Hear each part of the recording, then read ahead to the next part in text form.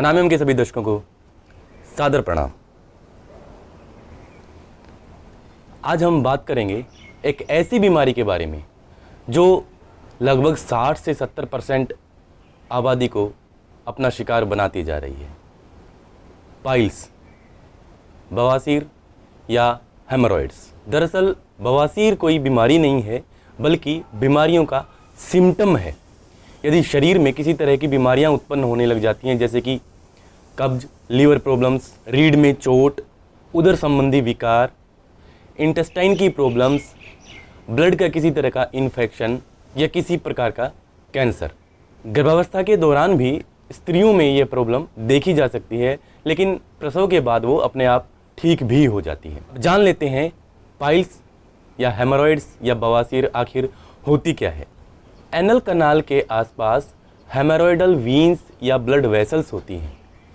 जब उनमें किसी वजह से फ्लूइड बढ़ने लग जाता है तो एनल कनाल के आसपास के जो टिश्यूज होते हैं उनमें स्वेलिंग आनी शुरू हो जाती है और स्वेलिंग में इरिटेशन और इन्फ्लेमेशन होती है और वो टिश्यूज रेक्टम के अंदर भी रहते हैं और कई बार एनस यानी गुदाद्वार से बाहर भी आ जाते हैं। जो मत से बाहर की तरफ निकलते हैं उसे एक्सटर्नल हेमरॉइड कहते हैं और जो रेक्टम के अंदर की तरफ बनते हैं उन्हें इंटरनल हेमरॉइड कहा जाता है। इंटरनल हेमरॉइड की ग्रेड 1 वो होती है जब बाउल मूवमेंट के दौरान मस्सा अंदर की तरफ ही रहता है।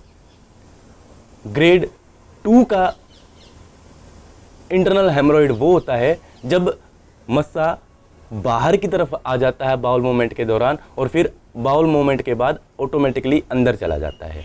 ग्रेड 3 का इंटरनल हेमरॉइड वो होता है जब मस्सा बाहर की तरफ आ जाता है और बाहर ही रुक जाता है, लेकिन उसको अगर प्रेशर देंगे तो वापस अंदर की तरफ चला जाता है। और ग्रेड 4 सीवियर यह होता है कि बाउल मूवमेंट के दौरान सोलन टिश्यूज हैं वो बाहर की तरफ आ जाते हैं और प्रेशर से भी अंदर की तरफ नहीं जाते हैं और वहीं पे बाहर ही लटके रहते हैं। असल में पाइल्स की जो बीमारी है वो मॉडर्न सोसाइटी की ही देन है और इसका प्रमुख कारण कब्ज ही है। बवासीर की स्थिति में हमारा गुदा प्रदेश है उसमें इचिंग होती है, उसमें जलन होती है और स्टूल पास करते हुए खून भी देखा जाता है और इस तरह की अन्य समस्याओं का भी सामना करना पड़ता है। योग के द्वारा पाइल्स की प्रॉब्लम को किस तरह से ठीक किया जा सकता है, इसके लिए सबसे पहला जो हमारा कार्य है वो है हमारी कब्ज को ठीक करना।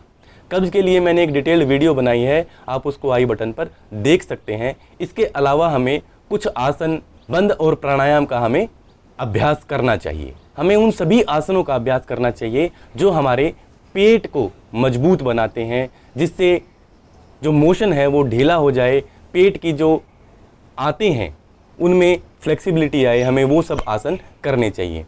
सर्वांग आसन, इस तरह सीधा लेटकर धीरे धीरे पैरों को पहले हमें 30 डिग्री एंगल पर रोकना चाहिए, जितना संभव हो यहाँ रोकेंगे। उसके बाद 60 डिग्री एंगल पर, फिर 90 डिग्री एंगल पर हमें पैरों को रोकना चाहिए। अब इसके बाद हमें सर्वांग आसन का अभ्यास करना चाहिए। इस तरह धीरे से ऊपर की तरफ उठेंगे और यहाँ पर रुकेंगे।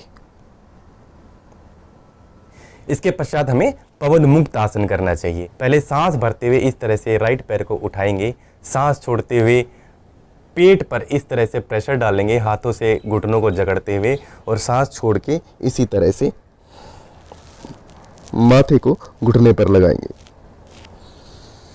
सांस भरते हुए वापस आएंगे। कुछ देर रुकने के बाद इसी तरह से लेफ्ट पैर से हम प्रैक्टिस करेंगे।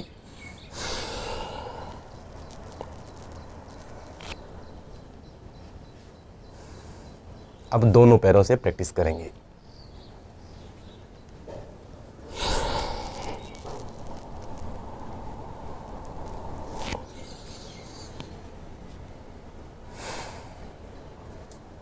पश्चिमोत्तान का भी हमें अभ्यास करना चाहिए। इस तरह दंडासन में बैठेंगे, हाथों को ऊपर की तरफ उठाएंगे, सांस छोड़ते हुए आगे की तरफ जाएंगे, अपने पैरों को, पंजों को इस तरह से पकड़ेंगे, टखनों को भी पकड़ा जा सकता है, और सांस छोड़ते हुए आगे की तरफ जाएंगे जितना संभव हो। यदि डिस्क की प्रॉब्लम है तो इस तरह से सीधा रहें, इससे आगे ना जाएं, और जो लोग डिस्क इत्यादि की कमर से परेशान नहीं हैं वो आगे की तरफ जाने का अभ्यास करें। सांस छोड़ते हुए धीरे धीरे।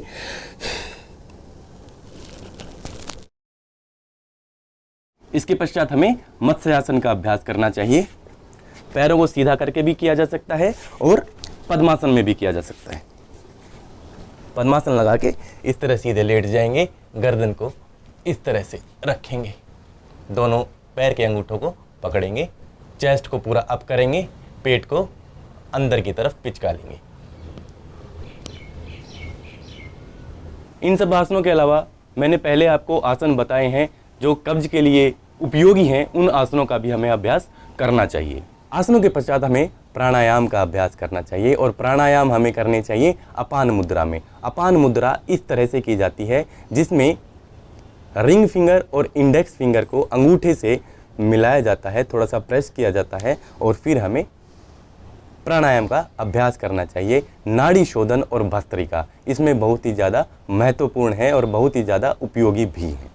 बंद बहुत ही ज़्यादा महत्वपूर्ण हो जाते हैं। मूल बंद और अश्वनी मुद्रा का अभ्यास हमें अवश्य ही करना चाहिए। मूल बंद में गुदा प्रदेश की मसल्स और यूरिनरी सिस्टम के आसपास की मसल्स को इस तरह से खींचा जाता है, जिस तरह से हम हमारे शौच और पेशाब का अगर प्रेशर है तो हम रोकने के लिए जिस तरह से मसल्स को ऊपर की तरफ कॉन्ट्रैक्ट करते हैं, वो प्रैक्टिस मूल बंद कहलाती है। और अश्विनी मुद्रा में सिर्फ गुदा प्रदेश की जो मसल्स हैं उसको खींचा जाता है। ये सारी इन्फॉर्मेशन मैंने अपनी वीडियो में डिटेल्ड रूप में बताई है मूल बंद। तो मूल बंद की वीडियो को आप देख सकते हैं और वहाँ से सीख सकते हैं किस तरह से हमें मूल बंद और अश्विनी मुद्रा का अभ्यास करना चाहिए। इसके पश्चात हमें अनुप्रेक्षा करनी चाहिए, बॉडी को ऑटो सजेशन देना चाहिए, सुझाव देना चाहिए। अपान मुद्रा में बैठेंगे और ऑटो सजेशन सुझाव देंगे कि मेरा इंटेस्टाइन जो वीक हो गया है वो एक्टिव हो रहा है। मुंह से बोलने की ज़रूरत नहीं है, मन ही मन दोहराएंगे, इंटेस्टाइन पर ध्यान करेंगे और सुझाव देंगे शरीर को कि मेरा इंटेस्टाइन एक्टिव हो रहा है, मेरा इंटेस्टाइन एक्टिव हो रहा है। आप यह कह सकते हैं कि हम ध्यान में बैठे हैं और ध्यान में बैठे बैठे अपने इंटेस्टाइन को सजेशन सुझाव दे रहे हैं कि इंटेस्टाइन एक्टिव हो रहा है। अब जबकि पाइल्स की प्रॉब्लम लाइफस्टाइल से रिलेटेड है तो हमें अपनी लाइफस्टाइल में सुधार करने होंगे। तो लाइफस्टाइल में सुधार हमें क्या अपना कर करना चाहिए? बहुत लंबे समय तक ना खड़े हों और ना ही बैठें। ज़्यादा देर तक एक ही स्थिति में खड़े रहने से और बैठने से हमारी जो ब्लड वेसल्स हैं वो नीचे की तरफ ग्रेविटेशन की वजह से नीचे की तरफ लटक जाती हैं। जो ड्राइवर्स हैं जो ज़्यादा देर तक बैठकर गाड़ियां चलाते हैं, कंप्यूटर ऑपरेटर्स हैं जो घंटों कंप्यूटर के सामने बैठे रहते हैं, और जो गार्ड्स हैं जो घंटों एक ही जगह पर खड़े रहते हैं, वो सबसे ज़्यादा एक्सपोज्ड होते हैं। इसलिए ना ही लंबे समय तक बैठें और ना ही लंबे समय तक खड़े हों। डाइट में फाइबरस फूड को ज़्यादा शामिल करें। जितना ज़्यादा फाइबर और जितना ज़्यादा वाटर बॉडी को मिलेगा उतने ज़्यादा आपका स्टूल लूज होगा और कब्ज की समस्या से राहत मिलेगी, जिससे पाइल्स की समस्या भी ऑटोमेटिकली ठीक होने लग जाएगी। जूसीज की जगह फलों का सेवन करें और वो भी बिना छीले हुए फल। जिस तरह से आजकल ट्रेंड हो गया है कि सेब यदि खाते हैं तो छिलका उतार कर खाते हैं। फ्रूट्स और वेजिटेबल्स जो होती हैं उनका जो छिलका होता है वो एक्चुअली फाइबर ही होता है जो उस फ्रूट या सब्जी को पचाने के लिए जिम्मेवार होता है। तो यदि हम रफेज को, यदि हम फाइबर को अलग कर देंगे तो वो चीज़ आसानी से पच नहीं पाती है। सिर्फ गेहूं की जगह मोटा अनाज, मल्टीग्रेन या होल ग्रेन आप खाएं।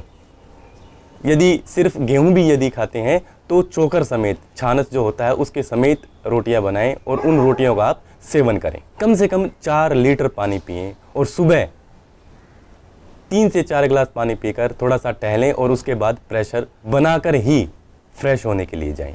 जो लोग वेट लिफ्टिंग करते हैं, जैसे बच्चे या यूथ जो है वो जिम में जाकर ट्रेनिंग करता है, तो जिम में जो वेट लिफ्टिंग की जाती है, वेट लिफ्टिंग करते हुए सांस को रोक लेते हैं और हमारी मसल्स को, जो हमारी नीचे की मसल्स हैं उनको लूज छोड़ देते हैं, जिसकी वजह से वहाँ पर ब्लड पूलिंग शुरू हो जाती है। इसलिए यदि आप वेट लिफ्टिंग करते हैं तो मूल बंद लगाकर ही वेट लिफ्टिंग करें। इससे आपकी मसल्स जो हैं वो टाइट रहेंगी और इस तरह की समस्या का सामना नहीं करना पड़ेगा।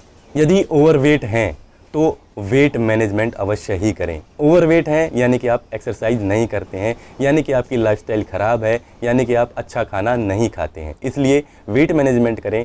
सब्जियां, फल और लस्सी इनका खूब सेवन करें। अब देखते हैं हमें इस प्रॉब्लम में क्या नहीं करना चाहिए।